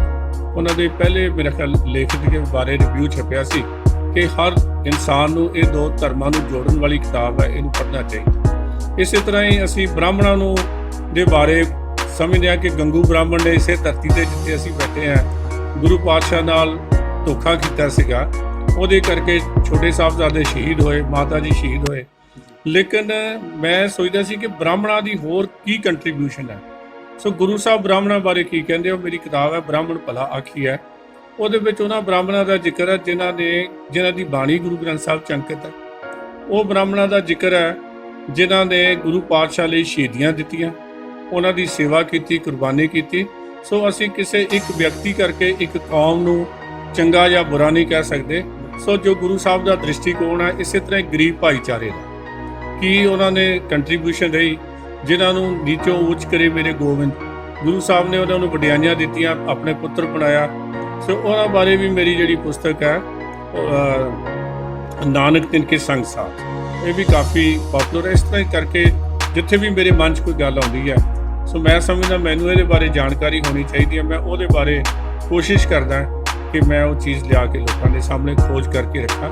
ਤੇ ਹਾਲੇ ਤੱਕ ਪਾਠਕਾਂ ਨੇ ਉਹਨੂੰ ਜ਼ਿਆਦਾ ਸਰਾਇਆ ਹੈ, ਇਸ ਕਰਕੇ ਲਿਖਣ ਦੀ ਤਾਂ ਆਦਤ ਹੈਗੀ ਹੈ। ਸੋ ਕੋਸ਼ਿਸ਼ ਕਰੀ ਜਾਏ ਕਿ ਗੁਰਬਾਣੀ ਦਾ ਫਲਸਫਾ ਜਿਹੜਾ ਨਾ, ਇਹਨੂੰ ਇਤਿਹਾਸ ਨਾਲ ਜੋੜ ਕੇ ਤੇ ਲੋਕਾਂ ਦੇ ਸਾਹਮਣੇ ਪੇਸ਼ ਕੀਤਾ। ਜੇਕਰ ਗੱਲ ਕੀਤੀ ਜਾਵੇ, ਜਿਵੇਂ ਹੁਣ ਤੁਸੀਂ ਚੀਫ ਖਾਲਸਾ ਦੀਵਾਨ ਜਿਹੜੀ ਸਿੱਖ ਕੌਮ ਦੀ ਜਿਹੜੀ ਮਹਾਨ ਸੰਸਥਾ ਆ, ਵੀ ਉਹਦੇ ਨਾਲ ਕਦੋਂ ਤੋਂ ਤੁਸੀਂ ਜੁੜੇ ਹੋ, ਤੇ ਜਿਹੜੇ ਉਹਦੇ ਸਕੂਲ ਨੇ, ਚਾਹੇ ਉਹ SGS Khalsa senior secondary school ਹੋਵੇ, ਚਾਹੇ ਹਰਕ੍ਰਿਸ਼ਨ ਸਕੂਲ ਹੋਣ, ਚਾਹੇ 2-3 ਜਿਹੜੇ ਤੁਸੀਂ ਸਕੂਲ ਦੱਸੇ ਵੀ, ਇਹਨਾਂ ਦੀ ਪ੍ਰਧਾਨਗੀ ਵਜੋਂ ਕਦੋਂ ਤੁਹਾਨੂੰ ਜਿਹੜਾ ਉਹ ਮੌਕਾ ਮਿਲਿਆ ਸੀ? ਚੀਫ ਖਾਲਸਾ ਦੀਵਾਨ ਦੇ ਜਿਹੜੇ ਪ੍ਰਧਾਨ ਸੀ ਸਰ ਕਿਰਪਾਲ ਸਿੰਘ, ਉਹਨਾਂ ਨਾਲ ਮੇਰਾ ਬੜਾ ਪਿਆਰ ਸੀਗਾ। ਉਹ ਮੈਨੂੰ ਮੈਂਬਰ ਪਾਰਲੀਮੈਂਟ ਵੀ ਰਹੇ, ਕਿਉਂਕਿ ਪੁਲਿਸ ਦੇ ਵਿੱਚ ਮੈਂ ਉੱਥੇ ਅੰਮ੍ਰਿਤਸਰ ਪੋਸਟਡ ਸੀ, ਤੇ ਉਹਨਾਂ ਦਾ ਮੇਰੇ ਨਾਲ ਬਹੁਤ ਜ਼ਿਆਦਾ ਪਿਆਰ ਸੀ। ਜਦੋਂ ਵੀ ਉਹਨਾਂ ਨੇ ਕੋਈ ਸਲਾਹ ਕਰਨੀ ਹੁੰਦੀ ਸੀ ਤੇ ਮੇਰੇ ਕੋਲ ਆ ਕੇ ਬਹਿ ਜਾਂਦੇ ਸੀ, ਗੱਲ ਕਰਦੇ ਸੀ। ਉਹ ਬਹੁਤ ਵਿਦਵਾਨ ਸੀ। ਉਹਨਾਂ ਦੇ ਪਿਆਰ ਸਦਕਾ ਚੀਫ ਖਾਲਸਾ ਦੀਵਾਨ ਨਾਲ ਤਾਂ ਮੈਂ ਬੜੇ ਸਾਲਾਂ ਤੋਂ ਜੁੜਿਆ, ਲੇਕਿਨ ਸਰਵਿਸ ਦੇ ਵਿੱਚ ਹੁੰਦਿਆਂ ਰੈਗੂਲਰ ਮੈਂਬਰ ਬਣ ਨਹੀਂ ਸਕੀਦਾ। ਸੋ ਆਫਟਰ ਮਾਈ ਰਿਟਾਇਰਮੈਂਟ ਮੈਨੂੰ ਇਹਨਾਂ ਨੇ ਰੈਗੂਲਰ ਮੈਂਬਰ ਬਣਾਇਆ ਸੀ। ਉਸ ਤੋਂ ਬਾਅਦ ਐਗਜ਼ੈਕਟਿਵ ਮੈਂਬਰ ਹਾਂ 2012 ਤੋਂ 2012 ਤੋਂ ਹੀ ਨਾ ਮੈਂ ਇਹ ਸਕੂਲਾਂ ਦੀ ਜਿਹੜੀ ਹੈ ਮੈਨੇਜਮੈਂਟ ਦਾ ਕੰਮ ਮੇਰੇ ਕੋਲ ਆ, ਉਦੋਂ ਮੈਂ ਐਸਸੀਪੀ ਦਾ ਚੀਫ ਖਾਲਸਾ ਦੀਵਾਨ ਦਾ ਮੈਂਬਰਸ ਵੀ ਸੀ ਤੇ ਅੱਜ ਕੱਲ੍ਹ ਚੀਫ ਖਾਲਸਾ ਦੀਵਾਨ ਦੇ ਐਗਜ਼ੈਕਟਿਵ ਦਾ ਮੈਂਬਰ। ਜੇਕਰ ਗੱਲ ਆਪਣਾ SGS Khalsa senior secondary school ਦੀ ਕੀਤੀ ਜਾਵੇ, ਕਿਉਂਕਿ 125 ਸਾਲ ਪੁਰਾਣਾ ਸਕੂਲ ਹੈ ਇਲਾਕੇ ਦਾ, ਉਹਦਾ ਕੀ ਇਤਿਹਾਸ ਹੈ, ਕਿਵੇਂ ਦਾ ਉਹਦਾ ਜਿਹੜਾ ਪ੍ਰਾਪਤੀਆਂ ਨੇ, ਚਾਹੇ ਉਹ ਐਜੂਕੇਸ਼ਨ ਦੇ ਰਿਲੇਟਡ ਹੋਣ, ਚਾਹੇ ਉਹ ਕਲਚਰ ਰਿਲੇਟਡ ਹੋਣ ਜੀ? ਚੀਫ ਖਾਲਸਾ ਜਿਹੜਾ SGS Khalsa senior secondary school ਹੈਗਾ, ਇਹਦੇ ਨਾਲ ਮੇਰਾ ਸੰਬੰਧ ਇਹ ਹੈ ਕਿ ਮੇਰੇ ਪਿਤਾ ਜੀ ਇੱਥੋਂ ਦੇ ਸਟੂਡੈਂਟ ਹੈ। ਜੋ ਕੁਛ ਮੈਂ ਅੱਜ ਹੈਗਾ ਜਾਂ ਮੇਰਾ ਪਰਿਵਾਰ ਅੱਜ ਹੈਗਾ, ਉਹ ਸਾਰਾ ਇਸ ਸਕੂਲ ਦੀ ਦੇਣ ਹੈ। ਅਸੀਂ ਅੱਗੇ ਆਪਣੇ ਘਰ 'ਚ ਗੱਲ ਕਰਦੇ ਹੁੰਦੇ ਆ ਕਿ ਸਾਡੇ ਪਿਤਾ ਜੀ ਜੇ ਪੜ੍ਹੇ ਲਿਖੇ ਸੀ ਤੇ ਉਹਨਾਂ ਨੇ ਸਾਨੂੰ ਉਹਨਾਂ ਤੋਂ ਅਸੀਂ ਅੱਗੇ ਨਿਕਲ ਗਏ। ਉਹਨਾਂ ਨੇ ਸਾਨੂੰ ਇਸ ਜਗ੍ਹਾ ਬਣਾਇਆ ਕਿ ਜਿੱਥੇ ਉਹਨਾਂ ਨੇ ਛੱਡਿਆ ਅਸੀਂ ਉੱਥੋਂ ਸ਼ੁਰੂ ਕਰੀਏ, ਤੇ ਇਸੇ ਤਰ੍ਹਾਂ ਹੀ ਅੱਗੇ ਤੋਂ ਅੱਗੇ ਗੱਲ ਹੋਈ ਹੈ। ਇਹ 1894 ਤੋਂ ਲੈ ਕੇ ਹੁਣ ਤੱਕ 126 ਸਾਲ ਤੋਂ ਇਸ ਪੂਰੇ ਖਿੱਤੇ ਦੀ ਸੇਵਾ ਕਰ ਰਿਹਾ ਸਕੂਲ। ਇਹਦੇ ਇਤਿਹਾਸ ਬਾਰੇ ਤਾਂ ਇੰਨੀ ਗੱਲ ਹੀ ਕਹੀ ਜਾ ਸਕਦੀ ਹੈ ਕਿ ਜੋ ਇਸ ਇਲਾਕੇ 'ਚ ਤਰੱਕੀ ਹੋਈ ਹੈ ਉਹ ਸਾਰੀ ਇਸ ਸਕੂਲ ਦੀ ਦੇਣ ਹੈ, ਕਿਉਂਕਿ ਵਿੱਦਿਆ ਦਾ ਘਰ ਹੀ ਇਹੀ ਸੀਗਾ। ਇਹਦੇ ਨਾਲ ਇਕੱਲਾ ਇਹ ਨਹੀਂ ਸੀ ਕਿ ਇਹ ਤੁਹਾਨੂੰ ਐਜੂਕੇਸ਼ਨ ਦੇ ਰਿਹਾ ਸੀ, ਇਹ ਧਾਰਮਿਕ ਵਿੱਦਿਆ ਵੀ ਦੇ ਰਿਹਾ ਸੀ। ਇਹ ਖੇਡਾਂ ਦੇ ਖੇਤਰ ਦੇ ਵਿੱਚ ਵੀ ਬੱਚਿਆਂ ਨੂੰ ਅੱਗੇ ਪ੍ਰਮੋਟ ਕਰ ਰਿਹਾ ਸੀ। ਮੇਰੇ ਫਾਦਰ ਸਾਹਿਬ ਵੀ ਰੈਸਲਿੰਗ ਕਰਦੇ ਹੁੰਦੇ ਸੀ ਤੇ ਉਹ ਉਦੋਂ ਪੰਜਾਬ ਦੇ ਚੈਂਪੀਅਨ ਰਹੇ ਇਸੇ ਸਕੂਲ ਦੇ ਰਾਹੀਂ। ਸੋ ਉਸ ਤੋਂ ਬਾਅਦ ਬਹੁਤ ਸਾਰੇ ਹਾਕੀ ਦੇ ਪਲੇਅਰ, ਦੂਜੇ ਪਲੇਅਰ ਜਿਹੜੇ ਆ ਇੱਥੋਂ ਉਹਨਾਂ ਨੇ ਅੱਗੇ ਆ ਕੇ ਹੋਏ ਆ। ਸੋ ਇਸ ਸਕੂਲ ਦੀ ਭਾਵੇਂ ਵਿੱਦਿਆ ਖੇਤਰ ਹੋਵੇ, ਸਮਾਜਿਕ ਖੇਤਰ ਹੋਵੇ, ਧਾਰਮਿਕ ਖੇਤਰ ਹੋਵੇ, ਹਰ ਜਿਹੜੇ ਪਾਸੇ ਆ ਇਹਦੇ ਵਿੱਚੋਂ ਵੱਡਾ ਯੋਗਦਾਨ ਰਿਹਾ ਇਸ ਇਲਾਕੇ ਦੀ ਸੇਵਾ ਵਾਸਤੇ। ਜੇਕਰ ਗੱਲ ਕੋਵਿਡ-19 ਦੀ ਕੀਤੀ ਜਾਵੇ, ਕਿਉਂਕਿ ਮੌਜੂਦਾ ਸਮਾਂ ਜਿਹੜਾ ਮਹਾਮਾਰੀ ਤੋਂ ਪ੍ਰਭਾਵਿਤ ਹੈ, ਤੇ ਉਸ ਸੰਬੰਧ 'ਚ ਵਿਦਿਆਰਥੀਆਂ ਲਈ ਕੀ ਸਹੂਲਤਾਂ ਦਿੱਤੀਆਂ ਜਾਣ, ਚਾਹੇ ਉਹ ਪੜ੍ਹਾਈ ਸੰਬੰਧੀ ਹੋਣ, ਚਾਹੇ ਉਹ ਦਾਖਲਿਆਂ ਸੰਬੰਧੀ, ਕਿਸ ਤਰੀਕੇ ਦੀ ਜਿਹੜੀ ਸਹੂਲਤਾਂ ਤੁਸੀਂ ਦੇ ਰਹੇ ਹੋ? ਇਸ ਵੇਲੇ ਤਾਂ ਇੱਕੋ ਤਰੀਕਾ ਜੀ ਸਾਰਿਆਂ ਕੋਲੇ ਵੀ ਉਹਨਾਂ ਬੱਚਿਆਂ ਨੂੰ ਮੋਟੀਵੇਟ ਵੀ ਰੱਖਿਆ ਜਾਵੇ। ਘਰ ਬੈਠੇ ਬੱਚਿਆਂ ਨੂੰ ਕਈ ਤਰ੍ਹਾਂ ਦੀਆਂ ਮਾਨਸਿਕ ਸਮੱਸਿਆਵਾਂ ਹੋ ਜਾਂਦੀਆਂ, ਤਾਂ ਟੀਚਰ ਉਹਨਾਂ ਨਾਲ ਰੈਗੂਲਰਲੀ ਇਨ ਟੱਚ ਹੈਗੇ। ਦੂਜੀ ਗੱਲ ਹੈ ਜਿਹੜਾ ਇੰਟਰਨੈਟ 'ਤੇ ਸਟੱਡੀ ਜਿਹੜੀ ਹੈ ਉਹ ਅਸੀਂ 3 ਸਕੂਲਾਂ 'ਚ ਹੀ ਕਰਵਾਈ ਜਾ ਰਹੇ, ਤਾਂ ਕਿ ਬੱਚਿਆਂ ਨੂੰ ਜਿਹੜਾ ਅਸੀਂ ਉਹਨਾਂ ਦਾ ਸਮਾਂ ਬਰਬਾਦ ਨਾ ਹੋਵੇ। ਕੋਵਿਡ-19 ਇੱਕ ਐਸੀ ਬਿਮਾਰੀ ਹੈ ਜਿਹਨੇ ਬੱਚਿਆਂ ਦਾ ਇਹ 4 ਜਿਹੜੇ ਮਹੀਨੇ ਦਾ ਐਜੂਕੇਸ਼ਨ ਹੈ ਉਹਨੂੰ ਬਿਲਕੁਲ ਖਰਾਬ ਕੀਤਾ, ਔਰ ਮੇਰੇ ਖਿਆਲ ਉਹ ਜੀਵਨ ਭਰ ਨੂੰ ਯਾਦ ਰੱਖਣਗੇ। ਇਹਦੇ 'ਚੋਂ ਇਹਦਾ ਅਸੀਂ ਸਦਉਪਯੋਗ ਕਿਵੇਂ ਕਰ ਸਕਦੇ ਹਾਂ? ਘਰ ਬੈਠੇ ਹਾਂ ਬੱਚਿਆਂ ਨੂੰ ਮੋਟੀਵੇਟ ਕਰਨਾ ਔਰ ਉਹਨਾਂ ਦੇ ਐਜੂਕੇਸ਼ਨ ਦਾ ਲੈਵਲ ਉੱਥੇ ਲਿਆ ਕੇ ਰੱਖਣਾ ਜਿੱਥੇ ਜੇ ਸਕੂਲ ਲੱਗਦੇ ਵੇਲੇ ਹੋਣਾ ਚਾਹੀਦਾ ਸੀ। ਇਹਦੇ ਲਈ ਸਾਡੇ ਪ੍ਰਿੰਸੀਪਲ ਸਾਹਿਬਾਨ ਤੇ ਟੀਚਰ ਸਾਹਿਬਾਨ ਲੱਗੇ ਹੋਏ ਆ। ਸੋ ਕੋਸ਼ਿਸ਼ ਕਰ ਰਹੇ ਹਾਂ ਕਿ ਬੱਚਿਆਂ ਨੂੰ ਮੋਟੀਵੇਟ ਰੱਖੀਏ, ਉਹਨਾਂ ਦੀ ਸਿਹਤ ਵੀ ਅੱਛੀ ਰਹੇ ਤੇ ਮਾਨਸਿਕ ਤੌਰ ਤੇ ਵੀ, ਐਜੂਕੇਸ਼ਨ ਦੇ ਤੌਰ ਤੇ ਵੀ। ਸਰ, ਜੇ ਗੱਲ ਸਿੱਖਿਆ ਪ੍ਰਣਾਲੀ ਦੀ ਕੀਤੀ ਜਾਵੇ, ਕਿਉਂਕਿ ਕਈ ਜਿਹੜੀਆਂ ਨੇ ਕਮੀਆਂ ਨੇ ਸਿੱਖਿਆ ਪ੍ਰਣਾਲੀ ਦੇ ਵਿੱਚ ਵੀ, ਜੇ ਉਹਨੂੰ ਕਿੱਤਾ ਮੁਖੀ ਬਣਾਉਣ ਲਈ ਤੁਸੀਂ ਕੀ ਜਿਹੜੇ ਆਪਣੇ ਯੋਗਦਾਨ ਜਿਹੜਾ ਕਰ ਰਹੇ ਹੋ? ਦੇਖੋ, ਐਜੂਕੇਸ਼ਨ ਜਿਹੜੀ ਆ 2 ਤਰ੍ਹਾਂ ਦੀ ਹੁੰਦੀ ਹੈ। ਇੱਕ ਤਾਂ ਇੱਕ ਅੱਛੇ ਇਨਸਾਨ ਬਣਾਉਣ ਲਈ, ਆਪਣੇ ਕਲਚਰ ਨਾਲ ਜੁੜਨ ਵਾਸਤੇ, ਆਪਣੇ ਸੱਭਿਆਚਾਰ ਨਾਲ, ਆਪਣੀ ਮਾਂ ਬੋਲੀ ਨਾਲ ਜੁੜਨ ਵਾਸਤੇ, ਤੇ ਦੂਜਾ ਹੈ ਕਿ ਇਹਦੇ ਤੋਂ ਅੱਛਾ ਇਨਸਾਨ ਬਣ ਕੇ ਕਿਸੇ ਰੁਜ਼ਗਾਰ ਦੇ ਵਿੱਚ ਵੀ ਅੱਗੇ ਲੱਗ ਸਕੇ। ਸੋ ਇਹ ਜਿਹੜੀ ਚੀਫ ਖਾਲਸਾ ਦੀਵਾਨ ਹੈ ਇਹਦਾ ਹਮੇਸ਼ਾ ਹੀ ਯਤਨ ਰਿਹਾ ਕਿ ਅਸੀਂ ਐਜੂਕੇਸ਼ਨ ਨੂੰ ਪ੍ਰਮੋਟ ਕਰੀਏ। ਮੈਂ ਵੀ ਇਸ ਸਕੂਲ ਦਾ ਪ੍ਰਧਾਨ ਹੈਗਾ 2014 ਤੋਂ।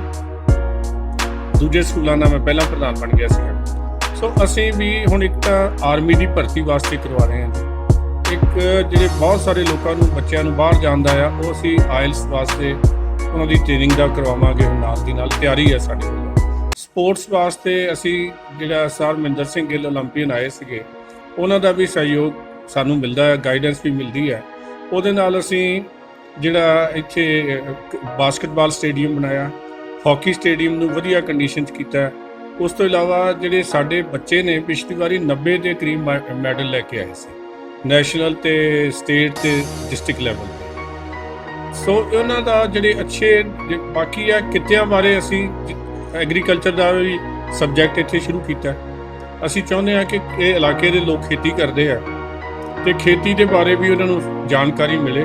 ਜੋ ਲੇਟੈਸਟ ਡਿਵੈਲਪਮੈਂਟ ਹੈਗੀ ਆ, ਨੌਲੇਜ ਆ ਰਿਹਾ, ਉਹਨੂੰ ਵੀ ਅਸੀਂ ਪ੍ਰਮੋਟ ਕਰ ਸਕੀਏ। ਸੋ ਇਹ ਤਕਰੀਬਨ ਦੂਜੀਆਂ ਸੰਸਥਾਵਾਂ ਜਿਹੜੀਆਂ ਨੇ ਹੈਗੀਆਂ ਨੇ, ਕਾਲਜਿਸ, ਯੂਨੀਵਰਸਿਟੀ ਵਾਲੇ, ਉਹ ਵੀ ਸਾਡੇ ਕੋਲ ਲਗਾਤਾਰ ਆਉਂਦੇ ਰਹਿੰਦੇ ਆ। ਅਸੀਂ ਉਹਨਾਂ ਦੇ ਸੈਮੀਨਾਰ ਕਰਾਉਂਦੇ ਰਹਿੰਦੇ ਆ ਤਾਂ ਕਿ ਬੱਚਿਆਂ ਨੂੰ ਅਪਡੇਟ ਕੀਤਾ ਜਾ ਸਕੇ। ਇੱਕ ਦੂਜਾ ਅਸੀਂ ਸ਼ੁਰੂ ਇੱਥੇ ਕੀਤਾ ਸੀਗਾ ਕਿ ਕੁਝ ਕੰਪਨੀਆਂ ਨੂੰ ਵੀ ਇੱਥੇ ਲਿਆਂਦਾ ਸੀਗਾ ਤਾਂ ਕਿ ਜਿਹੜੇ ਬੱਚੇ ਆ ਉਹਨਾਂ ਨੂੰ ਰਿਕਰੂਟ ਕਰਕੇ ਅੱਗੇ ਵਾਸਤੇ ਜੌਬ ਇੱਥੋਂ ਹੀ ਦਿੱਤੀਆਂ ਜਾ ਸਕਣ। ਸੋ ਇਹ ਸਾਰਿਆਂ ਨੂੰ ਕਰਨਾ ਪਏਗਾ। ਮੈਂ ਸਮਝਦਾ ਐਜੂਕੇਸ਼ਨ ਕਿੱਤਾ ਮੁਖੀ ਇਸ ਤਰ੍ਹਾਂ ਹੀ ਬਣਦੀ ਹੈ ਕਿ ਜਿਹੜਾ ਅਰਨ ਵਾਈਲ ਯੂ ਲਰਨ, ਜਿਹੜੇ ਬੰਦਾ ਅਰਨ ਕਰਦਾ ਹੈ ਤੇ ਉਹਨੂੰ ਜਿਹੜਾ ਨਾ ਉਹਨੂੰ ਲਰਨਿੰਗ ਦੇ ਵਿੱਚ ਹੀ ਪੈਸੇ ਕੁਛ ਨਾ ਕੁਛ ਉਹਨੂੰ ਕਮਾਉਣ ਦੀ ਆਦਤ ਪਾਣੀ ਚਾਹੀਦੀ ਹੈ। ਤਾਂ ਹੀ ਇਹ ਬੱਚੇ ਜਿਹੜੇ ਆ ਨਾ ਇੱਥੇ ਸਾਡੇ ਰੁਕਣਗੇ। ਇਹ ਬਾਹਰ ਵੀ ਇਸੇ ਕਰਕੇ ਜਾਂਦੇ ਆ ਕਿ ਇੱਥੇ ਤਾਂ ਕੋਈ ਕਮਾਈ ਹੈ ਨਹੀਂ। ਜਿਹੜੀ ਪਲੇਸਮੈਂਟ ਹੈ ਇਹ ਕਾਲਜਿਸ ਤੋਂ ਹੀ, ਜਿਹੜੀ ਟੈਕਨੀਕਲ ਯੂਨੀਵਰਸਿਟੀ ਤੋਂ ਹੀ ਜਾਂ ਜਿਹੜੇ ਟ੍ਰੇਨਿੰਗ ਸੈਂਟਰਸ ਹੈਗੇ ਆ, ਇੱਥੋਂ ਹੀ ਪਲੇਸਮੈਂਟ ਬੱਚੇ ਦੀ ਨੌਕਰੀ ਦੇ ਵਿੱਚ ਹੋਣੀ ਪਏਗੀ ਤਾਂ ਜਾ ਕੇ ਅਸੀਂ ਇਹਨੂੰ ਸਹੀ ਢੰਗ ਨਾਲ ਜਿਹੜਾ ਐਜੂਕੇਸ਼ਨ ਨੂੰ ਇੰਪਰੂਵ ਕਰ ਸਕੀਏ। ਜੇ ਗੱਲ ਰਾਜਨੀਤੀ ਦੀ ਕੀਤੀ ਜਾਵੇ ਤਾਂ ਤੁਸੀਂ ਸ਼ਾਇਦ ਰਾਜਨੀਤੀ ਦੇ ਵਿੱਚ ਵੀ ਹੱਥ ਜਮਾਇਆ, ਕਿਵੇਂ ਦਾ ਐਕਸਪੀਰੀਅੰਸ ਰਿਹਾ?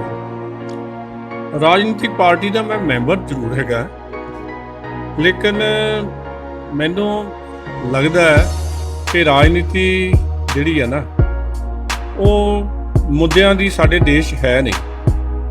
ਜਿਸ ਤਰ੍ਹਾਂ ਦੀ ਮੈਂ ਰਾਜਨੀਤੀ ਚਾਹੁੰਦਾ ਸੀ, ਜਿਹਦੇ ਲਈ ਮੈਂ ਆਇਆ ਸੀ, ਮੈਂ ਤਾਂ ਇਹ ਚਾਹੁੰਦਾ ਸੀ ਮੇਰਾ ਦੇਸ਼ ਕਿਵੇਂ ਤਰੱਕੀ ਕਰੇ। ਮੇਰੇ ਮਨ ਦਾ ਇਹ ਸੰਕਲਪ ਸੀ ਮੇਰਾ ਇਲਾਕਾ ਕਿਵੇਂ ਤਰੱਕੀ ਕਰੇ। ਤਾਂ ਮੈਂ ਉਹ ਸਮਝਦਾ ਕਿ ਜੋ ਮੈਂ ਇੱਥੇ ਸਟੱਡੀ ਕੀਤਾ ਹੈ ਰੋਪੜ ਜ਼ਿਲ੍ਹੇ ਦੀ ਡਿਵੈਲਪਮੈਂਟ ਵਾਸਤੇ, ਅਨੰਦਪੁਰ ਸਾਹਿਬ ਦੀ ਡਿਵੈਲਪਮੈਂਟ ਵਾਸਤੇ, ਰੋਪੜ ਜਿਹੜੀ ਕੰਸਟੀਚੁਐਂਸੀ ਦੀ ਡਿਵੈਲਪਮੈਂਟ ਵਾਸਤੇ ਮੈਨੂੰ ਤਾਂ ਕੋਈ ਮਾਸਟਰ ਪਲਾਨ ਨਜ਼ਰ ਨਹੀਂ ਆਇਆ। ਕਿਉਂਕਿ ਮੈਂ ਸਮਝਦਾ ਜੇ ਇਹ ਸਕੂਲ ਹੈ, ਇਹ 1894 ਦਾ ਸਕੂਲ ਹੈ, ਪੁਰਾਣਾ ਸਕੂਲ ਹੈ। ਇੱਥੇ ਸਾਡੇ ਕੋਲ 20 ਏਕੜ ਤੋਂ ਜ਼ਿਆਦਾ ਜ਼ਮੀਨ ਹੈ, ਲੇਕਿਨ ਸਾਡੇ ਕੋਲ ਤਾਂ ਸਟੇਡੀਅਮ ਹੀ ਹੈ ਨਹੀਂ। ਜੇ ਸਟੇਡੀਅਮ ਨਾ ਕ੍ਰਿਕਟ ਸਟੇਡੀਅਮ ਹੈ ਤੇ ਨਾ ਹੀ ਸਾਡੇ ਕੋਲ ਹਾਕੀ ਦਾ ਸਟੇਡੀਅਮ ਹੈ, ਨਾ ਹੀ ਕੋਈ ਬਾਸਕਟਬਾਲ ਦਾ ਸਟੇਡੀਅਮ ਹੈ। ਕੋਈ ਚੀਜ਼ ਐਸੀ ਬਣੀ ਨਹੀਂ ਹੋਈ। ਜੇ 125 ਸਾਲ ਪੁਰਾਣੀ ਸੰਸਥਾ ਦਾ ਇਹ ਹਾਲ ਹੈ ਤੇ ਬਾਕੀ ਸੰਸਥਾਵਾਂ ਨੂੰ ਅਸੀਂ ਆਪ ਹੀ ਜੱਜ ਕਰ ਸਕਦੇ ਹੋ। ਮੈਨੂੰ ਬੜਾ ਹੀ ਦੁੱਖ ਹੁੰਦਾ ਹੈ ਜਦੋਂ ਸਾਡੇ ਸਾਹਮਣੇ ਚਰਨ ਗੰਗਾ ਆ। ਚਰਨ ਗੰਗਾ ਦੇ ਵਿੱਚ ਗੁਰੂ ਸਾਹਿਬ ਯੁੱਧ ਵਿਦਿਆ ਦਾ ਪ੍ਰਦਰਸ਼ਨ ਕਰਦੇ ਹੁੰਦੇ ਸੀ। ਹੋਲੇ ਦਾ ਬੜੇ ਅੱਛੇ ਢੰਗ ਨਾਲ ਤਿਉਹਾਰ ਮਨਾਇਆ ਜਾਂਦਾ ਸੀ। ਇਹ ਕਿਸੇ ਵੇਲੇ ਲੜਾਈ ਦਾ ਮੈਦਾਨ ਵੀ ਰਿਹਾ। ਅਸੀਂ ਚਰਨ ਗੰਗਾ ਨੂੰ ਸਟੇਡੀਅਮ ਬਣਾ ਦਿੱਤਾ। ਜਿਹੜੀ ਚੱਲਦੀ ਚਰਨ ਗੰਗਾ ਆ ਉਹਦਾ ਅਸੀਂ ਬਹਾਵ ਮੋੜ ਦਿੱਤਾ। ਹਾਂਜੀ, ਤੇ ਉਹ ਜਿਹੜੀ ਅਸੀਂ ਆਪਣਾ ਇਤਿਹਾਸ ਹੀ ਖਤਮ ਕਰ ਦਿੱਤਾ। ਕੱਲ੍ਹ ਨੂੰ ਲੋਕਾਂ ਨੂੰ ਇਹ ਲੱਗੇਗਾ ਇਹ ਸਟੇਡੀਅਮ ਹੈ। ਭਾਈ ਇਹ ਸਟੇਡੀਅਮ ਨਹੀਂ, ਇਹ ਤਾਂ ਗੁਰੂ ਪਾਤਸ਼ਾਹ ਦੀ ਇਤਿਹਾਸਿਕ ਲੜਾਈ ਦਾ ਮੈਦਾਨ ਤੇ ਆ। ਇਹਨੂੰ ਅਸੀਂ ਉਸੇ ਤਰ੍ਹਾਂ ਹੀ ਮੇਨਟੇਨ ਕਰਕੇ ਰੱਖੀਏ। ਸੋ ਇਹ ਚੀਜ਼ਾਂ ਐਸੀਆਂ ਨੇ ਜਿਹੜਾ ਮੈਂ ਸਮਝਦਾ ਕਿ ਜੇ ਰਾਜਨੀਤੀ ਦੇ ਵਿੱਚ ਆ ਕੇ ਜੇ ਸੁਧਾਰ ਆ ਸਕਦਾ, ਰਾਜਨੀਤੀ ਦੇ ਰਾਹੀਂ ਆਉਣਾ, ਕਿਉਂਕਿ ਪਾਲਿਸੀ ਮੇਕਰ ਤਾਂ ਉਹੀ ਆ। ਸੋ ਇਹ ਲੋਕੀ ਕਹਿੰਦੇ ਹੁੰਦੇ ਆ ਵੀ ਜੇ ਗੰਦ ਸਾਫ਼ ਕਰਨਾ ਤੇ ਗੰਦ 'ਚ ਛਾਲ ਮਾਰਨੀ ਪਏਗੀ। ਸੋ ਮੈਂ ਤਾਂ ਆਪਣਾ ਸਾਰਾ ਜਿਹੜਾ ਮੇਰੇ ਇੰਨਾ ਹੀ ਜ਼ੋਰ ਹੈ ਕਿ ਮੈਨੂੰ ਲੱਗਦਾ ਕਿ ਜਿਹੜੇ ਇਹਨੂੰ ਸਾਫ਼ ਕਰਨ ਵਾਸਤੇ ਜੇ ਕੁਝ ਮੈਂ ਸਹਾਇਤਾ ਕਰ ਸਕਦਾ ਓਨੈਸਟਲੀ ਤੇ ਮੈਂ ਜ਼ਰੂਰ ਇਹਦੇ ਨਾਲ ਜਿਹੜੇ ਆ ਲੋਕਾਂ ਦੀ ਸੇਵਾ ਕਰਨ ਨੂੰ ਤਿਆਰ ਹਾਂ। ਲੇਕਿਨ ਮੈਨੂੰ ਲੱਗਦਾ ਨਹੀਂ ਕਿ ਕਦੇ, ਮੈਂ ਤੁਹਾਨੂੰ ਇੰਨੇ ਸਾਲ ਹੋ ਗਏ ਰਾਜਨੀਤੀ 'ਚ, ਮੈਨੂੰ ਕੋਈ ਸ਼ਰਮ ਵੀ ਨਹੀਂ ਕਹਿਣ 'ਚ, ਮੈਂ ਕਦੇ ਪਲੈਨਿੰਗ ਦੀ ਸਕੀਮ ਨਹੀਂ ਸੁਣੀ ਕਿਸੇ ਤੋਂ। ਇਹ ਸੁਣੀ ਦੀ ਹੈ ਵੀ ਆਹ ਕਰ ਲਓ, ਉਹ ਕਰ ਲਓ, ਐਸੇ ਕਰ ਦਿਓ, ਧਰਨਾ ਮਾਰ ਦਿਓ, ਉਹ ਕਰ ਦਿਓ, ਤਾਂ ਕਿ ਦੂਜੇ ਨੂੰ ਜਿਹੜਾ ਅਸੀਂ ਨਿੰਦ ਸਕੀਏ ਤੇ ਆਪਣੀ ਜਿਹੜੀ ਹੈ ਇਹ ਸ਼ੋਅ ਕਰ ਸਕੀਏ ਅਸੀਂ ਐਗਜ਼ਿਸਟ ਕਰਦੇ ਹਾਂ। ਲੇਕਿਨ ਪਲੈਨਿੰਗ ਕਿਵੇਂ ਪੰਜਾਬ ਡਿਵੈਲਪ ਹੋਏਗਾ, ਕਿਵੇਂ ਇਹ ਇਲਾਕੇ ਡਿਵੈਲਪ ਹੋ ਸਕਦੇ ਆ, ਇਹ ਮੈਂ ਦੂਜੇ ਦੀ ਗੱਲ ਨਹੀਂ ਕਰਦਾ। ਮੈਂ ਆਪਣੀ ਪਾਰਟੀ 'ਚ ਨਹੀਂ ਕਦੇ ਸੁਣਿਆ। ਮੈਂ ਵਾਈਸ ਪ੍ਰੈਜ਼ੀਡੈਂਟ ਵੀ ਰਿਹਾ ਸਟੇਟ ਦਾ, ਲੇਕਿਨ ਕਦੇ ਪਲੈਨਿੰਗ ਵਾਲੇ ਮੁੱਦੇ ਤੇ ਨਾ ਮੀਟਿੰਗ ਹੋਈ ਆ ਤੇ ਨਾ ਕਦੇ ਬੈਠੇ ਆ। ਅੱਜ ਵੀ ਮੈਂ ਨੈਸ਼ਨਲ ਕਾਉਂਸਲ ਦਾ ਮੈਂਬਰ ਹਾਂ ਤੇ ਕਾਗਜ਼ਾਂ 'ਚ ਜ਼ਰੂਰ ਹੈਗਾ, ਲੇਕਿਨ ਕਦੇ ਜਿਹੜੇ ਆ ਸਟੇਟ ਦਾ ਵੀ ਐਗਜ਼ੈਕਟਿਵ ਦਾ ਮੈਂਬਰ ਹੈ, ਪਰ ਕਦੇ I have never attended A meeting ਜਿਹਦੇ 'ਚ ਇਹ ਹੋਏ ਵੇ ਕਿ ਮੇਰਾ ਇਲਾਕਾ, ਮੇਰਾ ਦੇਸ਼, ਮੇਰਾ ਪੰਜਾਬ ਕਿਵੇਂ ਅੱਗੇ ਵੱਧ ਸਕਦਾ ਹੈ। ਸੋ ਇਹ ਮੈਨੂੰ ਥੋੜ੍ਹਾ ਮਨ 'ਚ ਦੁੱਖ ਹੈਗਾ ਕਿ ਰਾਜਨੀਤੀ ਦੇ ਵਿੱਚ ਇਹ ਚੀਜ਼ਾਂ ਹਲੇ ਆਈਆਂ ਨਹੀਂ ਸਾਡੇ। ਕਿਉਂਕਿ ਬਾਹਰਲੇ ਮੁਲਕਾਂ 'ਚ ਮੈਂ ਤਾਂ FBI ਦੇ ਨਾਲ ਅਮਰੀਕਾ 'ਚ ਵੀ ਨੌਕਰੀ ਕੀਤੀ ਹੈ, ਤਾਂ ਸ਼ਾਇਦ ਮੈਂ ਪਹਿਲਾਂ ਹੀ ਇੰਡੀਅਨ ਪੁਲਿਸ ਅਫਸਰ ਹੋਵਾਂਗਾ ਜਿਹੜਾ FBI ਦੇ ਨਾਲ as an expert in militancy ਕੰਮ ਕਰਕੇ ਆਇਆ, ਔਰ ਉਹਨਾਂ ਦਾ ਮੈਂ ਰੈਗੂਲਰ ਮੈਂਬਰ ਵੀ ਹੈ। ਤੇ ਲੇਕਿਨ ਉੱਥੋਂ ਦਾ ਜਿਹੜਾ ਵਾਤਾਵਰਨ ਹੈ, ਜਿਸ ਤਰ੍ਹਾਂ ਦੇ ਪੋਲੀਟੀਸ਼ੀਅਨਸ ਹੈਗੇ ਆ, ਦੇ ਹੈਵ ਏ ਪਲਾਨ, ਹਾਂਜੀ, ਫਾਰ ਦੇਅਰ ਏਰੀਆ। ਸੋਚਿਆ ਕਿਵੇਂ ਜਾ ਸਕਦਾ, ਪੋਲੀਟੀਸ਼ੀਅਨ ਨੂੰ ਇੱਕ ਫਰੈਂਡ ਦੇ ਤੌਰ ਤੇ ਮਿਲਿਆ ਜਾ ਸਕਦਾ। ਬਾਹਰਲੇ ਕੇਂਦਰੀ ਮੰਤਰੀਆਂ ਨੂੰ ਲੋਕੀ ਅੱਧਾ ਨਾਂ ਲੈ ਕੇ ਬੁਲਾਉਂਦੇ ਆ, ਓਏ ਹਰ ਇੱਧਰ ਆਈ। ਤੇ ਸਾਡੇ ਤਾਂ ਇੱਥੇ ਸ਼ਬਦ ਨਹੀਂ ਲੱਭਦੇ ਵੀ ਪੋਲੀਟੀਸ਼ੀਅਨ ਨੂੰ ਕਿਹੜੇ ਨਾਂ ਨਾਲ ਸੰਬੋਧਨ ਕਰਨਾ, ਕਿਤੇ ਨਾਰਾਜ਼ ਹੀ ਨਾ ਹੋ ਜਾਏ। ਸੋ ਪੋਲਿਟਿਕਸ ਦਾ ਮੈਂ ਇਹਨਾਂ ਗੱਲਾਂ ਤਾਂ ਮੈਂ ਆਪਣੇ ਮਨ ਦੀਆਂ ਕੀਤੀਆਂ ਨੇ, ਲੇਕਿਨ I am not a person ਜਿਹੜਾ ਡਿਮੋਰਲਾਈਜ਼ ਹੋਵੇ। ਹਾਂਜੀ, ਕਿਉਂਕਿ ਗੁਰਬਾਣੀ ਦਾ ਸਿਧਾਂਤ ਹੈ ਨਾਨਕ ਨਾਮ ਚੜ੍ਹਦੀ ਕਲਾ, ਤੇਰੇ ਭਾਣੇ ਸਰਬੱਤ ਦਾ ਭਲਾ। ਸੋ ਅਸੀਂ ਆਪਣੀ ਗੱਲ ਉਹਨਾਂ ਦੇ ਅੱਗੇ ਵੀ ਰੱਖ ਦਈਦੀ ਹੈ ਤੇ ਆਪਣੀ ਗੱਲ ਮੈਂ ਹਰ ਥਾਂ ਇਸੇ ਤਰ੍ਹਾਂ ਹੀ ਕਰਦਾ। ਜੇ ਗੱਲ ਕੀਤੀ ਜਾਵੇ, ਚਾਹੇ ਤੁਸੀਂ ਰਾਜਨੀਤਿਕ ਦੇ ਤੌਰ ਤੇ ਕਿਹਾ ਵੀ ਮੈਂਬਰ ਹੋ, ਸਾਹਿਤਕਾਰ ਦੇ ਤੌਰ ਤੇ ਦੇਖਿਆ, ਚਾਹੇ ਸੇਵਾ ਮੁਕਤ ਪੁਲਿਸ ਮੁਲਾਜ਼ਮ ਦੇ ਤੌਰ ਤੇ ਦੇਖਿਆ ਜਾਵੇ, ਇੱਕ ਮੌਜੂਦਾ ਮਸਲਾ ਹੈ ਸਿੱਧੂ ਮੂਸੇਵਾਲਾ ਦਾ, ਪੰਜਾਬੀ ਗਾਇਕ ਹੈ ਤੇ ਆਰਮ ਐਕਟ ਦੇ ਤਹਿਤ ਕੇਸ ਦਰਜ ਹੈ, ਘਰੋਂ ਕਈ ਵਾਰ ਫਰਾਰ ਵੀ ਦੱਸਿਆ ਜਾ ਰਿਹਾ ਤੇ ਪਿੱਛੇ ਜੇ ਨਾਭੇ ਪੁਲਿਸ ਚਲਾਨ ਕੱਟ ਕੇ ਤੋਰ ਵੀ ਦਿੰਦੀ ਹੈ। ਕੀ ਕਹੇ ਜੀ ਜਿਹੜੀ ਹੈ ਕਾਰਗੁਜ਼ਾਰੀ ਤੁਸੀਂ ਦੇਖਦੇ ਹੋ, ਚਾਹੇ ਪੁਲਿਸ ਪ੍ਰਸ਼ਾਸਨ ਦੀ, ਚਾਹੇ ਸਰਕਾਰ ਦੀ? ਪੁਲਿਸ ਪ੍ਰਸ਼ਾਸਨ ਜਿਹੜਾ ਨਾ, ਜਦੋਂ ਅਸੀਂ ਸਰਵਿਸ ਸ਼ੁਰੂ ਕੀਤੀ ਸੀ ਉਦੋਂ ਅਸੀਂ ਸਾਡੇ ਸਾਹਮਣੇ ਕੇਵਲ ਜਿਹੜਾ ਨਾ ਭਾਰਤੀ ਸੰਵਿਧਾਨ ਹੁੰਦਾ ਸੀ, ਇੰਡੀਅਨ ਪੀਨਲ ਕੋਡ ਹੁੰਦਾ ਸੀ, ਕੀ ਲਿਖਿਆ ਤੇ ਕੀ ਪ੍ਰੋਸੀਜਰ ਹੈ ਤੇ ਕੀ ਰੂਲਸ ਹੈ, ਅਸੀਂ ਇਹਨਾਂ ਨੂੰ ਫਾਲੋ ਕਰਨਾ। ਕਿਸੇ ਨੂੰ ਖੁਸ਼ ਕਰਨ ਲਈ ਕੁਝ ਨਹੀਂ ਕਦੇ ਕੀਤਾ, ਕਿਸੇ ਨੂੰ ਤੰਗ ਕਰਨ ਲਈ ਬਿਲਕੁਲ ਕੁਝ ਨਹੀਂ ਕੀਤਾ। ਅੱਜ ਕੱਲ ਜਿਹੜੇ ਪੁਲਿਸ ਅਫਸਰ ਹੈ ਉਹ ਇੱਕ ਸਿੰਗਰਾਂ ਦੇ ਰਾਹੀਂ ਆਪਣੇ ਆਪ ਨੂੰ ਪ੍ਰੋਜੈਕਟ ਕਰ ਰਹੇ ਆ। ਪ੍ਰੋਜੈਕਸ਼ਨ ਤਾਂ ਕੰਮ ਦੇ ਰਾਹੀਂ ਹੋਣੀ ਹੈ। ਜੇ ਤੁਸੀਂ ਲੋਕਾਂ ਨੂੰ, ਕਿਉਂਕਿ ਭਾਰਤ ਦਾ ਜਿਹੜਾ ਪੁਲਿਸ ਰੂਲ ਹੈ ਇਹਦੇ ਵਿੱਚ ਇੱਕ ਸਿੰਪਲ ਜੀ ਲੈਂਗੁਏਜ ਲਿਖੀ ਹੋਈ, ਆਈਡੀਅਲ ਦਿੱਤਾ ਹੋਇਆ, police officer should be regarded as a wise and impartial friend and a protector against injury to person and property. ਲੋਕਾਂ ਦਾ ਸਿਆਣਾ ਤੇ ਬੇਲਾਗ ਨਿਰਪੱਖ ਦੋਸਤ ਹੁੰਦਾ ਪੁਲਿਸ ਅਫਸਰ, ਜਿਹੜਾ ਲੋਕਾਂ ਦੀ ਜਾਨ ਤੇ ਮਾਲ ਦਾ ਰਾਖਾ ਵੀ ਹੋਵੇ। ਹੁਣ ਮੈਂ ਸਮਝਦਾ ਵੀ ਸਿੱਧੂ ਮੂਸੇਵਾਲੇ ਦੇ ਗਾਣਿਆਂ ਦੇ ਬਾਰੇ ਕੋਈ ਪੁਲਿਸ ਅਫਸਰ, ਸੀਨੀਅਰ ਵੱਡਾ ਅਫਸਰ ਬਿਆਨ ਦੇਵੇ ਤੇ ਬੜੀ ਹਾਸੇ ਵਾਲੀ ਗੱਲ ਹੈ, ਹਾਸੋਹੀਣੀ ਗੱਲ ਹੈ।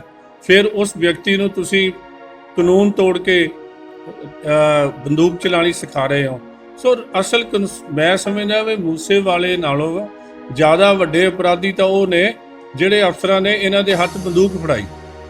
ਚਲਾਨ ਤਾਂ ਉਹਨਾਂ ਦਾ ਹੋਣਾ ਚਾਹੀਦਾ। ਜਿਹੜੇ ਬੰਦਿਆਂ ਨੇ, ਤੁਸੀਂ ਆਪਣਾ ਵੈਪਨ ਕਿਸੇ ਗਲਤ ਬੰਦੇ ਨੂੰ ਦੇ ਦਿੱਤਾ, ਉਹ ਕਿਉਂ ਇਹਨੂੰ? ਪੁਲਿਸ ਦਾ ਤਾਂ ਆਪਣਾ ਇੱਕ ਕੰਮ ਹੈ, ਲੋਕਾਂ ਦੀ ਜਾਨ ਤੇ ਮਾਲ ਦੀ ਰਾਖੀ ਕਰਨਾ ਤੇ ਲੋਕਾਂ ਨੂੰ ਪ੍ਰੋਟੈਕਸ਼ਨ ਦੇਣੀ, ਉਹਨਾਂ ਨੂੰ ਗਾਈਡ ਕਰਨਾ। ਸਾਰੀ ਦੁਨੀਆ ਦੀ ਪੁਲਿਸ ਕਰ ਰਹੀ ਹੈ, ਅਸੀਂ ਵੀ ਕੀਤਾ। ਮੈਂ 96 ਦੇ ਵਿੱਚ ਤਰਨਤਾਰਨ ਐਸਐਸਪੀ ਸੀ, ਉੱਥੇ 8 ਦਿਨ ਮੈਨੂੰ ਕੋਈ ਮਿਲ ਨਹੀਂ ਆਇਆ। ਲੰਬੀ ਕਹਾਣੀ ਹੈ, ਲੇਕਿਨ ਸਾਲ ਬਾਅਦ ਅਸੀਂ ਉੱਥੇ ਇੱਕ ਸਮਾਗਮ ਕੀਤਾ, ਮਿਲਣੀ ਕੀਤੀ, ਜਿਹਦੇ 'ਚ ਅਖਬਾਰਾਂ ਮੁਤਾਬਕ 60 ਤੋਂ 70 ਹਜ਼ਾਰ ਲੋਕ ਸ਼ਾਮਲ ਸੀ ਔਰ ਬੈਠ ਹੀ ਇੰਨੇ ਸਕਦੇ ਸੀ, ਕਿਉਂਕਿ 20 ਏਕੜ ਦੀ ਥਾਂ ਸੀ, ਇੰਨੇ ਕੁ ਲੋਕ ਹੀ ਬੈਠ ਸਕਦੇ ਸੀ, ਬਾਕੀ ਲੋਕ ਤਾਂ ਸੜਕਾਂ ਤੇ ਤੁਰੇ ਫਿਰਦੇ ਸੀ। So you can change. ਤੁਸੀਂ ਲੋਕਾਂ ਨੂੰ ਦੇ ਸਹੀ ਦੋਸਤ ਬਣੋ, ਜਿਸ ਦੇ ਦੋਸਤ ਬਣੋਗੇ ਤੇ ਲੋਕ ਵੀ ਤੁਹਾਨੂੰ ਸਹਿਯੋਗ ਦੇਣਗੇ। ਸੋ ਇਹ ਗੱਲ ਜਿਹੜੀ ਹੈ, ਇਹ ਮੈਂ ਤਾਂ ਜੇ ਮੈਨੂੰ ਮਿਲੇ ਤਾਂ I will take action first against the police officers who gave their weapon to him and he is certainly, ਉਹ ਤਾਂ ਪਬਲਿਕ ਲਾਈਫ ਦਾ ਬੰਦਾ ਹੈ, ਉਹਨੂੰ ਵੀ ਚਾਹੀਦਾ ਸੀਗਾ ਕਿ ਮੈਂ ਇਹ ਗਲਤ ਕੰਮ ਨਾ ਕਰਾਂ। ਸੋ ਇਹਨਾਂ ਸਾਰਿਆਂ ਦੇ ਖਿਲਾਫ ਐਕਸ਼ਨ ਹੋਣਾ ਚਾਹੀਦਾ ਸੀ। ਇਹ ਜੇ ਹੁਣ ਸਿੱਧੂ ਮੂਸੇਵਾਲੇ ਨੂੰ, ਇਹ ਤਾਂ ਇੱਕ ਮਜ਼ਾਕ ਵਾਲੀ ਗੱਲ ਹੈ ਵੀ ਪਰਚਾ ਵੀ ਦਰਜ ਕਰ ਲਿਆ, ਆਪਣੇ ਬੰਦੇ ਛੱਡ ਵੀ ਦਿੱਤੇ ਤੇ ਮੂਸੇਵਾਲੇ ਨੂੰ ਵੀ ਨਹੀਂ ਫੜਿਆ। ਹਾਂਜੀ, ਉਹ ਜੋ ਮਰਜ਼ੀ ਕਰ, ਇਹ they are just playing with the sentiments of the people. ਹਾਂਜੀ, ਲਾਅ ਨੂੰ ਇੰਪਲੀਮੈਂਟ ਨਹੀਂ ਕਰ। ਇਸ ਕਰਕੇ ਇਹ ਪੁਲਿਸ ਦੀ ਕਾਰਗੁਜ਼ਾਰੀ ਜਿਹੜੀ ਹੈ, ਇਹ ਸ਼ੱਕ ਦੇ ਘੇਰੇ 'ਚ ਨਹੀਂ, ਸ਼ੰਕਾ ਦੇ ਘੇਰੇ 'ਚ ਹੈਗੀ ਹੈ। ਹਾਂਜੀ, ਇਹ ਕੀ ਕਰਨਾ ਚਾਹੁੰਦੇ ਆ? ਮੈਨੂੰ ਲੋਕਾਂ ਦਾ ਜਿਹੜੀ ਹੈ ਨਾ, ਮੈਂ ਸਮਝਦਾ they are misguiding the people. Sir, ਤੁਹਾਡੇ ਬੇਟੇ ਵੱਲੋਂ ਇੱਕ ਚਲਾਈ ਜਾ ਰਹੀ ਹੈ ਸੰਸਥਾ ਇਨਸਾਨੀਅਤ ਪਹਿਲਾਂ, ਕਦੋਂ ਸ਼ੁਰੂਆਤ ਕੀਤੀ ਤੇ ਕੀ ਉਹਦਾ ਪਰਪਸ ਹੈ? ਹਿਊਮੈਨਿਟੀ ਫਸਟ ਤਕਰੀਬਨ 3 ਸਾਲ ਤੋਂ ਕੰਮ ਕਰ ਰਹੀ ਹੈ। ਤਾਂ ਬਹੁਤ ਸਾਰੇ ਜਿਹੜੇ ਹੈ ਨਾ, ਸਾਡੇ ਕੁਝ ਦੋਸਤ, ਪਰਿਵਾਰ ਮੈਂਬਰ ਸਾਰੇ ਇਹਦੇ 'ਚ ਲੱਗੇ ਹੋਏ ਆ।